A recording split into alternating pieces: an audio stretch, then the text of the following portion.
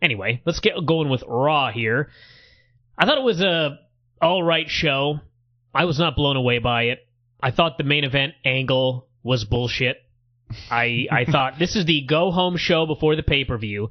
A pay-per-view that, quite frankly, I don't think a lot of people are blown away by in the first place. Yeah. And they set it up with a tag match. It was DX against Jericho and Lance Cade, and the ending was a disqualification via double teaming of a man.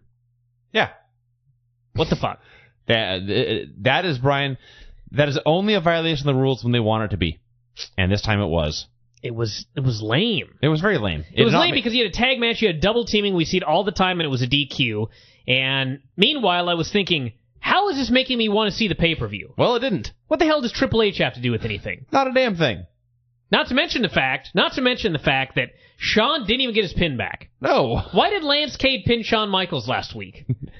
Well, to set up a tag match where he didn't get his revenge? I guess the answer is to set up the feud, their match in the October pay-per-view, but they still should have had, they could have had a million things happen here, and none of them did. Instead, they just wasted all their time for a while. People got the only advantage to this was people who really like DX got to mark out for the DX entrance.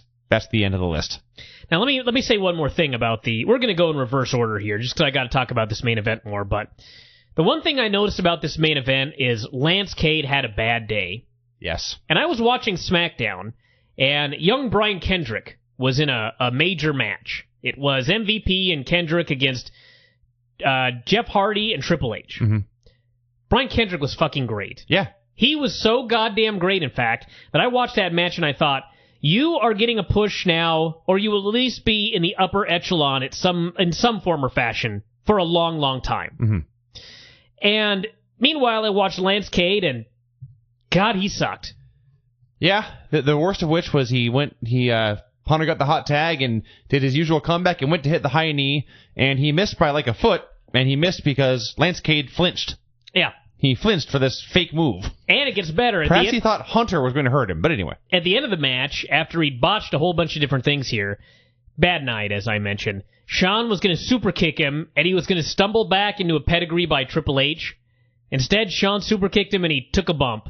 And if you have it on DVR, watch back, because Hunter screams, up! And he gets up and eats the pedigree, and that's the end. And I just thought, you waited 3 months for your big break. Wow. And boy, did you choke in the clutch. That sucks. So, anyway, double teaming in the main event. They beat up Cade afterwards. I have no idea why there would be any reason to see this pay-per-view at this point. But before the match, Jericho cut a promo. He talked about how the key to the ladder match wasn't climbing the ladder. It was using the ladder to destroy your opponent. And he and Lance Cade mimed all the violent things they're going to do to this ladder. And I thought, okay, this is good. And then they did the match, and the key was it was Shawn and a mystery partner. And they pointed out that basically everyone on Raw hates Shawn. And they were talking about who it might be. And earlier they teased, and I say teased loosely, they clearly never meant any of this, but they teased the partner might be Hulk Hogan, Steve Austin, or Bret Hart. And of course it was one of those people. He merely said it was someone who likes him. And I didn't think about this until like right before he came out, and I thought, this guy's good friends with Kevin Nash. Stranger things have happened than Diesel appearing here. But no, it was nothing that wacky. It was just DX back together again for what felt like the 100th time that I've seen now. The reuniting didn't seem like a big deal. Michael Cole was going off about how... Well, they popped. Yes, they got a big reaction. People were surprised, which I was not expecting it, so I guess that's fine. But Michael Cole was saying it was their first tag team match as DX in nearly a year, and I found that can't be true. It seems like they do this every 3 or 4 months now. They just put DX back together for no reason. Well, I guess it would almost be... Well, when did Shawn get hurt? I don't even recall. Let's take a call. All Caller, right. Who is this? Yeah, this is Tony. Tony, what's going on? Our administrator, Tony? Nothing. No. What's that? You're not admin, Tony, are you? No, if you're referring to the board, I never go on there. I wouldn't either. Okay, that's fine. How you doing, Tony? Yeah, what's going on? Good. I watched a little bit of Raw. I didn't see a lot of it. I saw probably maybe the last half hour. You saw the bad part then. Yeah, you saw the worst part of the show, but what'd you think? It's really not doing anything for me whatsoever. As evidenced by the fact you missed the first 3 quarters of the show. Yeah, and I'm kind of glad I did. But the thing is that the Shawn Michaels and Chris Jericho storyline has been excellent. And I always hate whenever they decide to do these weird mixed tag matches where I guess it's not a mixed tag match, but a tag match where you're going to put Shawn Michaels and Chris Jericho against each other right before the pay-per-view. Sure, exactly. In my opinion, keep them far away from each other until the actual pay-per-view. If I feel like I've seen them wrestle every week on Raw, then why do I want to see the pay-per-view? So when this show was over, you had no desire to see the pay-per-view on Sunday? No, not at all. Well, join the club, unfortunately. Indeed. Yeah, so... Yeah, I don't know what to say. Go ahead. I remember WCW doing that a lot. Back in its day, where they would always do, if Luger and Hogan were wrestling at the pay-per-view, then it seems like they'd always be wrestling on Nitro like a week before. Yeah. Or something like that. Now I see WWE doing it. I mean, they've been doing this system for the last, year or two now. But the Chris Jericho-Shawn Michaels thing has at least been done well, and they basically, in my mind, they've been blowing it the last couple of weeks all of a sudden. Well, I will say this, that I think that they've wrestled on pay-per-view so many times that keeping them apart is kind of strange at this point, because they constantly wrestle. But at the same time, if you did the tag match last week and Lance Cade inexplicably pinned Shawn Michaels, why the hell didn't they do the rematch this week and just keep Jericho out of the thing? Right, exactly. And here's my point, too. Now, Shawn Michaels and Chris Jericho, I think the only pay-per-view they wrestled at this year was, unless I'm mistaken, Unforgiven. Because they held it off at SummerSlam, decided to save it for the September pay-per-view. That's right, yeah. And so, but now this thing where you were saying like they wrestled so many times this year, that's the way it feels, but they really haven't. I don't think, unless I'm mistaken. Didn't they have some other pay-per-views in there? They must have had, if not on, either on TV or on pay-per-views, because they've been feuding now for what seems like, since Lance Cade said he's been with Jericho for 3 months, and so that's at least as long as the feud has been going on. And they did do a couple of things here and there with like Jericho Shawn and Batista and that sort of thing, but it does seem like they've been feuding forever. Yeah, and then the problem that they're having is the point where even if this is only the second time they've actually wrestled, it seems like I've seen it now 7 times. Yeah. And that's just because they do these things where they're in mixed tag matches and these kinds of things, and it just waters it down. Well, in my opinion, I kind of see your point. On the other hand, as Brian noted, it's not like this is a never-before-seen dream match they're giving away for free. We have seen Shawn Michaels wrestle Jericho before for years now, really, going back to WrestleMania 19 at least. Which was an excellent match. That True. was. We were there live. I was. And I may be there live for the next one, too, It was actually. the best match of the show, in fact. That's right. Which is always saying something in WrestleMania. But the point being that, again, just seeing Shawn and Jericho in the ring together is not a big deal. So putting them in a tag match is not a big deal, but you would think you'd want to use it to somehow build to the pay-per-view, which they didn't. They just had a normal Raw main event tag. That really established nothing. No, and I'm not sold on Lance Cade either, I have to say. Well, I certainly wasn't after tonight, but... It just seems like there's a lot of other people on the roster right now that they could be pushing in that role besides him, to me. Yeah, before tonight we were high on him. Yeah, I mean, I was high on the idea until he did poorly tonight, but I mean, it's just one night, so maybe he'll improve from there. But Tony, I want to thank you very much for the call. We've got to move on with the show here, but thanks very much. I really appreciate it. And that went much better than our first call, in fact, in which the person was... No one can argue that. No one can argue that. He was so horrified that he hung up. All right, let's go back to the beginning of the show and run it down one thing at a time. Michael Cole opened it up, said it was a momentous week in WWE history, talked about the WrestleMania special on My Network, and said we get a special preview of it tonight, which wasn't all that special, but what the hell can you do? Not special at all, in fact. Yeah, I was actually excited for the special until this preview aired, and I thought, really, that's it? Batista came down and said that... Actually, he came down and his opponent was Santino, who cut the promo, and he said that he demanded they put up the honkometer, noted 58 more weeks, and he would tie Honky's record. And he said for Batista he had some additional visual aids, which included the brain barometer. Oh, yes. He said he had 10 trillion brain cells, twice as many as the average man. Actually, you missed the best part. Right before that, he said the average person has 6 trillion. I have 10 trillion. That's double. Yes. Bad at math. That's a funny joke. So anyway, Batista had 12. Batista was laughing through all of this. He said, you have 12 brain cells, and I'm going to knock 10 of them out. Yes. I don't know if it was just me. This is one of the funniest Santino segments I've ever seen. I may be the only one, but I was rolling throughout this. May have only been you. But Dave Batista was also highly amused. He was very great. So anyway, I think Batista just speared him immediately and pinned him, but he hit him with a few moves. For all intents and purposes, he did. Yeah. This went 30 seconds, maybe? I watched this and I thought, somebody listen to the Brian and Vinny show. I was going to say. When I was bitching about Samoa Joe and the Mad Iraqi, that this was like, they did it right. Did you? Why the fuck would Batista go toe-to-toe with Santino? No I don't good care reason. if he's No. a champion. Plus, it's a useless belt. I don't know if you saw this, but in the thread for that show, someone called saying they said Samoa Joe versus the Sheik was, and I quote, a glorified squash. Yes. What was glorified about it? Apparently, And the in part what way was it a where squash? Samoa Joe lay there in a single leg crab, screaming in pain. You have any idea what a squash is? This match right here is what Samoa Joe versus the Sheik should have been. Exactly. So anyway, he killed him, and then Beth distracted Dave afterwards, and JBL killed him with a clothesline, and that was that. JBL has lost weight. Yes. He now has 2 abs, so clearly not eating the last week or so. Then Graham interviewed Grandma. HBK about the Lance Cade pin. He said he trained Cade 10 years ago. He knew he'd be great, but he didn't expect him to prove that at his expense. He said it would not happen again tonight, which was in fact true. And this is when they asked him about the tag partner, and he teased Hogan, which got 0 reaction, which he knew apparently because that played into his reaction. Then he teased Brett, which people just didn't believe, and then he teased who else? Austin, which they popped big for. And then he said, "I found somebody that likes me." We had JTG against Miz. I have no idea why Miz always works these matches and not Morrison. Only thing I could think is they need Morrison to work against Shad, because Shad and Miz. Bad times. Shit, yes. is what that would be. So anyway, they had a fine little match. Morrison tried to interfere. Shad got distracted, or JTG got distracted, and then ate the neck breaker. And Morrison has added a wacky dance to his post-match celebration, and it ruled. It was mocking the Crime Time dance. When they do it, it's not wacky. When Morrison does it, it's very wacky. Very wacky. They preface this with a bit from the dirt sheet on the website where Miz and Morrison pretended to be Crime Time's fathers. It was, of all the lame things the dirt sheet has spawned, this may have been the lamest that I've seen thus far. Oh, God, no. It was pretty lame, but they've had some lame shit. Well, regardless, it was very, very lame. And afterwards, Michael Cole, in 100% in character, says, "Well, let's hope Crime Time has a sense of humor."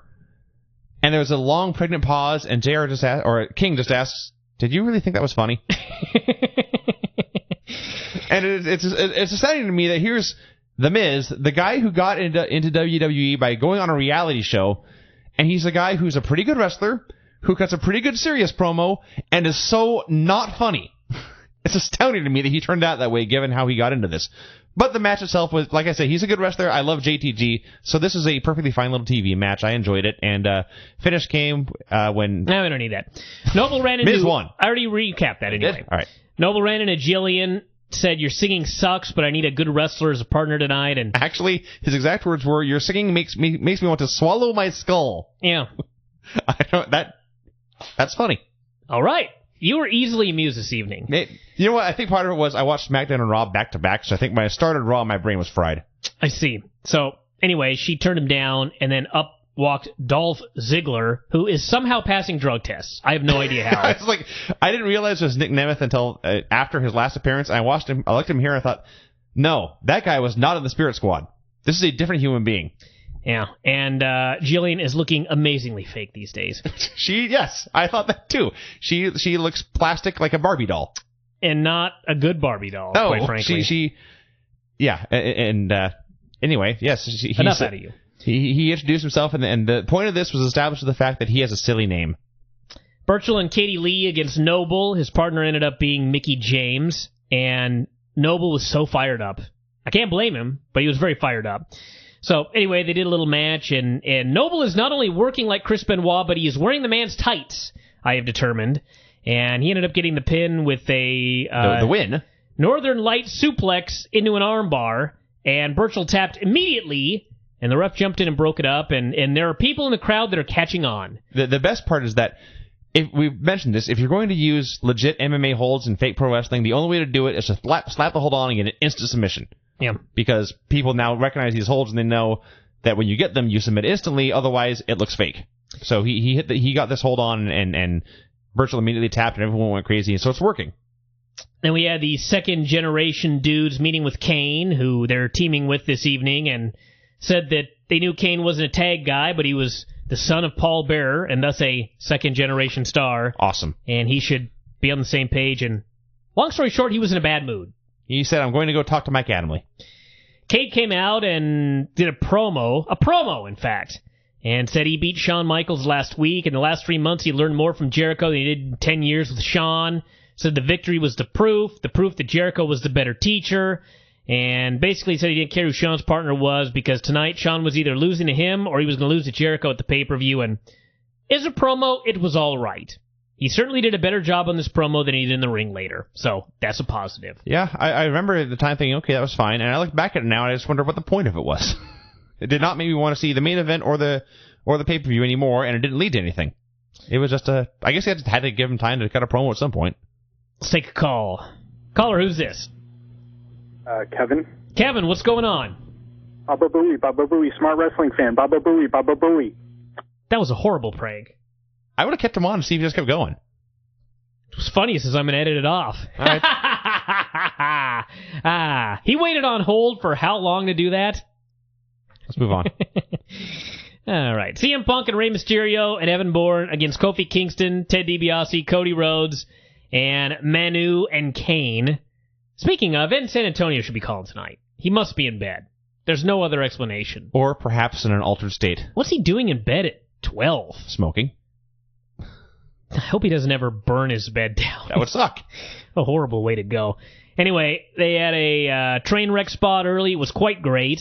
And heels cut off Evan. Punk got a brief hot tag. They cut him off. He actually did an awesome job selling his leg. I thought he was awesome. And anyway, they teased the hot tag forever. Kofi finally got it. Fired up like a madman. Who was firing up the other day that was... Oh, Primo Cologne. He talked Primo Cologne here. He did, actually. And ran wild and then went for his deal in the corner, and Kane caught him and chokeslammed him and got the pin. And good finish to set up Kane and Ray on Sunday, and it was a fun match. This is a very fun match. Thumbs up. We've often talked about how the advantage of multi-man matches, and that A, they're almost always fun, and B, you can get multiple guys over in one segment. And the finish was even cooler than a normal chokeslam, because Kofi had Kane in the corner, and he went for that deal when he jumps up onto them and kind of straddles their shoulders and hits the 10 punches. And Kane's huge, and so when Kofi did this, he caught him like in powerbomb position and a chokeslam and threw him down from there, and it looked really, really awesome. So that worked great, and indeed it set up Kane versus Ray, so that all made sense. This is a thumbs up. Then we had let's see, where are we here? Adamle was in the ring. He fucked something up again. I forget what it was. He was in the ring, just bebopping around, like talking to fans, and you hear it sounded like someone chopping down a tree. You hear, and he looks at them and looks at the hard camera. Like he forgot they were going live in a second. Yeah, amazing. So anyway, he announced that Sunday at the pay-per-view, he talked to Kane, and he promised that if Kane won, he'd grant him a wish, and the wish was that he was going to, they're going to have a match, and if Kane wins, Ray has to unmask. 6 days before the show, they announced this. 6 days, and an hour in. Gets better. Moments after he says this, just exactly like Impact, Orton interrupts. I had actually forgotten Ray's mask was going to be on the line until we started talking about the segment right now. Yeah. So Orton came out, and then eventually we had JBL come out, and then we had Batista come out, and I was thinking, why am I watching Impact? And in the end, they never even went back to Ray's mask. So this was a 5-star failure of a segment. It was.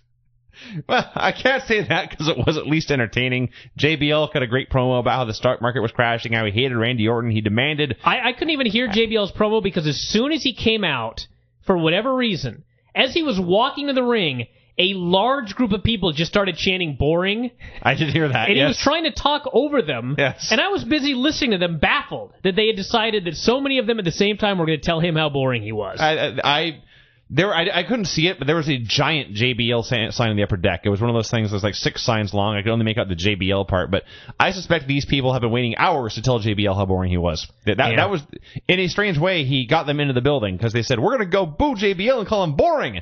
And that leads to ticket sales in a strange way. But yeah, his promo was good. Like I say, he hates Orton. The fact that Orton's there every week, he pisses off someone else. So like I say, he's going to come back as the world's biggest prick heel, and it's going to be awesome.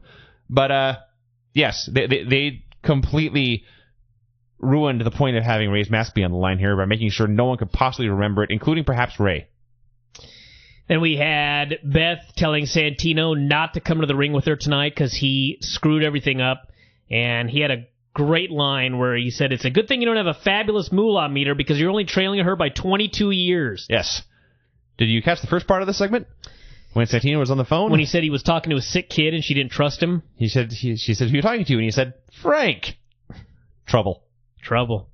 Who could he possibly be talking to? Maybe it was Al Barone.